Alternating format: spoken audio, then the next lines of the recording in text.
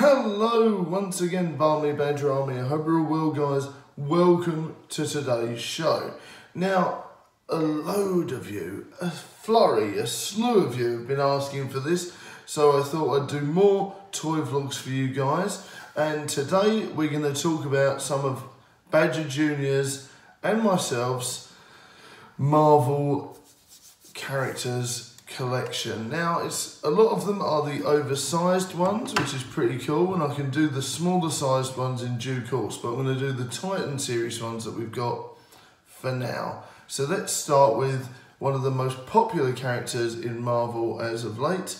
We've got Black Panther. Now, I really like this figure. It's pretty cool. It's very simple. You've got obviously the really good features there. Reminds me of the old school Black Panther without all the technological upgrades. You've got a simple utility belt, and you've got the slight wrist gauntlets there as well. And you've got obviously space in the hands for a weapon, like a sword or anything like that. Only a little bit of articulation on this one, where it's like the legs go side to side and the arms go up and down. The head moves, but it is quite stiff. It is quite good, but overall I quite like this figure. It's quite fun to play with, but it is mainly for decorative purposes, I guess. You can't even move the legs backwards, which is a shame. I do think some of these figures they've rushed, and I'll go into that a little bit more later. So this one's really good, but lacks articulation. Looks nice on the shelf. Will take a bit of a beating, I must admit, and a lot of these ones do. They do take a bit of a beating when you're sort of like having big Marvel fights or reenacting the films and things like that. So it's not too bad. So this one is good, but it does lack weaponry and articulation. Next, I'm going to talk about Sandman, which is a famous Spider-Man villain who is going to be in Far From Home. So let's have a look at him. The face is quite good, but it does remind me of the 90s one. So that's pretty cool. So I don't know quite what they were going for, if they're going for the 90s Sandman from the cartoon or the one from Spider-Man 3. I'm not too sure. That's pretty cool. But this one does have a bit more articulation. You can move around the hands, which is obviously shaped like a spiked club, and you can move around the arms like that as well. It's got a classic appearance of Sandman. It's got the brown trousers, the old school sort of loafer style shoes, and the almost melting sort of like tank top, which is pretty cool. Yeah, but I don't mind this figure, but once again, does lack articulation. There isn't any joints in the legs, which is a shame, but it is better than the Black Panther one because you're able to move around the hands, which is pretty cool, but it doesn't look as nice. You know what I mean? It could be anything. It could be quite bog standard, this one. So that one's okay. Once again, does take a bit of a beating when you're playing with it, but not as cool as Black Panther. Next, I'm going to go on to Thor. Now, the God of Thunder comes with the signature Mjolnir, which is very cool, and the helmet, which is really nice. I like the details on the helmet. Just going to zoom in on those a little bit. They're really cool. I like the look of the helmet in this, and I like the fact that Thor is a cross between the comic book one and, of course, Chris Hemsworth. I quite like that, actually. There's articulation in the hand there. You've got some nice bright silver lightning pads there. No cape, sadly, which is a shame, but it does look really good. I do like this one. Once again, no articulation in the legs, which I think the series is missing, but I do like the look of this figure. The wrists do move. I guess that's so you can pose the hammer whichever way you want, so that's really cool. The helmet doesn't come off, which is a real shame, but I do like this one. Now let's go on to one of my favourite characters from Guardians of the Galaxy. I am Groot, of course, Mr. Groot. So I really like the look of this one. He's got the look from the first film, not necessarily Infinity War or Guardians of the Galaxy 2, but definitely the first film mixed in a little bit with the comic books. Now there is some articulation here, but not as much as the others. You can move around the wooden stumps, which is pretty cool. I do like the way they have made it look like wood there, and there is elements of green growth around there as well. If you look, they have made a bit of attention to detail there to make it quite wooden, which is really cool. I'll just show you the back as well. So there's a lot of detail in this one. Really cool there. And I like how wooden it looks. You know, it looks like from first glance this could be a wooden toy. So that's really cool. Next I'm going to talk about another Guardian. And we've got Gamora here, who Badger Jr. always gets confused with She-Hulk. So which is a real shame. But the sword's pretty good that comes with it. And but there's no articulation. She does have like a belt there, which is pretty cool. But there's not much movement of the head due to the hair, which does look pretty good. You've got the dyed hair there. You've got the signature look. But there's not that much movement in this character, which is a shame. But it does look cool. Next we're going to go on to Black Widow, which is really cool actually. I like this one.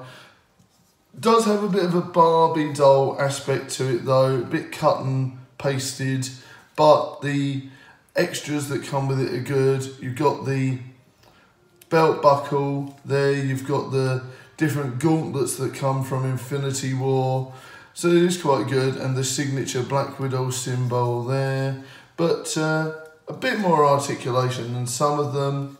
I do like the knee pads there, that's pretty cool, but it's okay, but it does sort of look like they've repurposed another character, maybe a Barbie doll there for the head, but it's okay. Once again, this can take a bit of a beating and, you know, really played with, it's really cool. Next, I'm going to talk about the Spider-Man one we've got, which is really cool. Now, this one does have a bit more articulation, just because I'm guessing you can put it into different poses, like web swinging across like that, and like that, of course. And you've got a lot of head movement there, which is pretty cool. Nice big Spider-Man symbol, so the buyer knows who it is. And you've got like, this hand is doing the grabbing of the webs, and this hand is obviously doing the web shooting, which is pretty cool. Nice look on the face of Spider-Man there as well. If you look, the eye parts are quite signature, and there's a nice bit of detail on the back here with the webbing and the blue there as well. It does look slightly metallic. You can move the legs a little bit. It's more like the feet really. That's pretty cool though. That one's a bit stiff. But yeah, it's really cool. And that one has got the most articulation out of all of them. Next, I'm going to talk about Scarlet Spider, which is really cool. He's got some more detail. He's got like his signature 90s web cartridges that are outside of his clothing. He's got the signature hoodie there, which is really cool. And he's got the signature slightly different spider on there, which is really cool. Once again, quite a lot of articulation, but not as much as the main Spider-Man, which is a shame, but you do have a bit more attention to detail in the costume. Scarlet Spider is definitely one of my favourite characters from 90s comics, and now. Right, okay.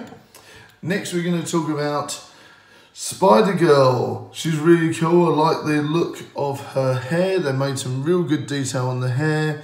The costume looks really cool, reminds me of Venom almost, and you've got a nice bit of articulation in the legs, so you've got the high kicks. If you wanted to do some high kicks against the bad guys, you've got that there. You've got the hand grabbing the web, which is slightly different to some of them, and you've also got the signature web blast there as well. I really like this action figure, quite poseable, and it has some nice detail in the hair and the costume. So that one's really cool. And once again, this can take a bit of a beating. You know, we have played with them quite a bit.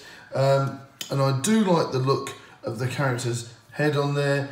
Bit more detail than the other ones, because you can see some lipstick and you can see some actual facial features there. Whereas Black Widow definitely looks like she was remodeled from a Barbie doll. Okay, next we've got Ant-Man, which is really cool.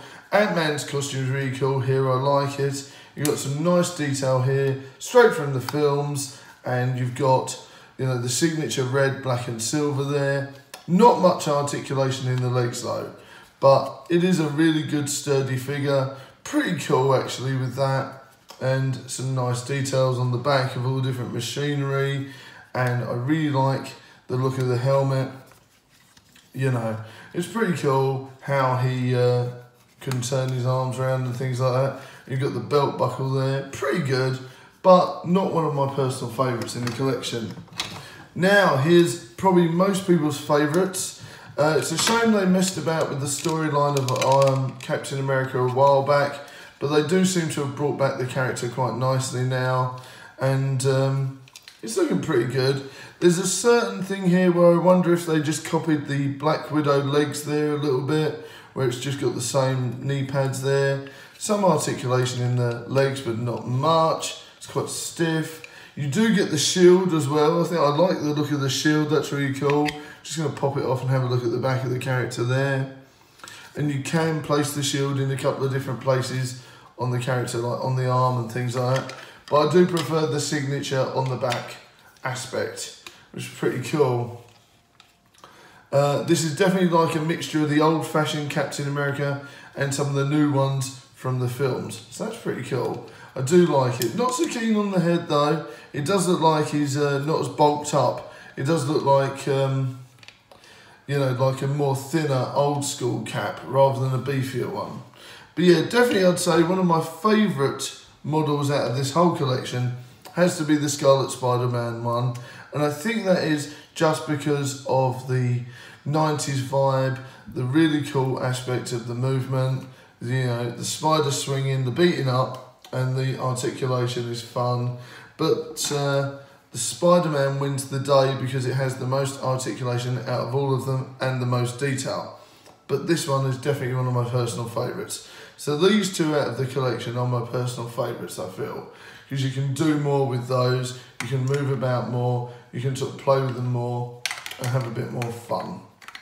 Obviously this Spider-Man doesn't allow the arms to move, but this one does. So there's different aspects of both. But yes, these two are my top favourites out of those ones. Let me know if you enjoyed today's vlog, guys, and if you'd like to see more toy vlogs on Marvel or DC or Transformers, or Power Rangers or anything else that you think we might be able to do. I look forward to hearing feedback on today's episode, and I can't wait for you guys to suggest some different bits and pieces of what we could talk about next time in the toy vlogs. Bye for now, Barmy Badger Army. Thanks for watching, guys, and I will see you soon. Bye!